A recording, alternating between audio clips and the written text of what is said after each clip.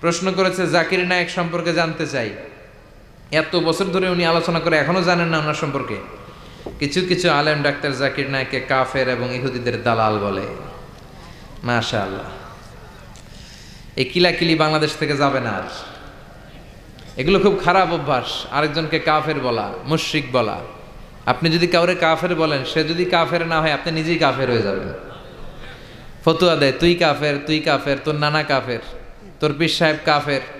তোর এই কাফের পীর সাহেব মারা গেলে যেখানে কবর দিবে, ওই কবরের উপরে যে ঘাস জন্মাবে, ওই ঘাস যে গরু খাবে, ওই গরুর যে দুধ খাবে, ও কাফের। আছে না এরকম ফতুয়া? জাকির নায়েক হচ্ছে কম্পারেটিভ রিলিজিয়ান, তুলনামূলক ধর্মতত্ত্বের একজন পণ্ডিত ব্যক্তি। তার কথা শুনে অনেক হিন্দু, বৌদ্ধ, খ্রিস্টান, হাজার হাজার অমুসলিমরা কালেমার বাণী শুনতে পেরেছে, আলোর দিশা পেয়েছে, ঠিক কিনা? হাজার হাজার লোককে মুসলমান বানাইছে উনি। আপনি বানাইছেন কয়জন রে? যে ওনারে কাফের ফতুয়া দিল, ওনার হাতে শাহাদা বাক্য পাঠ করেছে কয়জন? আর জাকির নায়েকের হাতে হাত রেখে হাজার হাজার লোক কালিমা পড়েছে। অনেক বিষয় আছে যেগুলো অনেকে ওইভাবে উপস্থাপন করতে পারে নাই।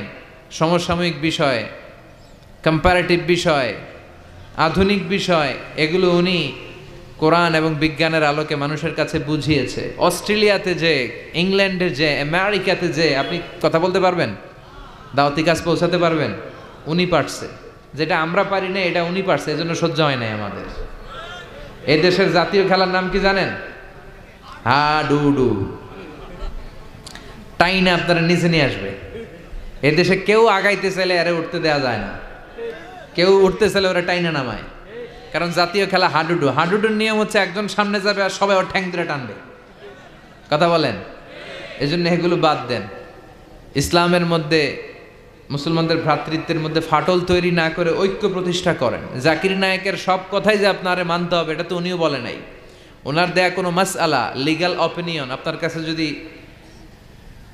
ইসলাম সম্মত মনে না হয় বা শক্তিশালী মনে না হয় বা আপনার ভালো না লাগে, যে আলেমের কথা ভালো লাগে কোরআন সুন্নাহর আলোকে আপনি মানেন। কিন্তু ওনার অবদানকে অস্বীকার করার সুযোগ আছে? গোটা বিশ্বব্যাপী ওনার জয়গান। আপনি সূর্যরে ভেটকি মারলে আপনি সূর্যের কিছুই করতে পারবেন না। আপনার ভেটকি আপনার মুখের উপরেই থাকবে। চিল্লায় বলেন ঠিক কি না? গোটা বিশ্বব্যাপী আল্লাহ ওনার সম্মান মর্যাদা দিয়েছে, আপনি কি করবেন মিয়া? হাজার হাজার লোক ওনার হাতে হাত রেখে কালিমা পড়ে মুসলমান হয়। আমরাও নতুন নতুন অনেক জিনিস ওনার কাছ থেকে শিখি। আগে এগুলো বুঝি নাই, শিখতেছি। অনেক ভালো জিনিস আছে। এজন্য যার কাছে ভালো যেটা আছে ওইটা নেন, আর পিছনে লাগালাগি বন্ধ করে দেন।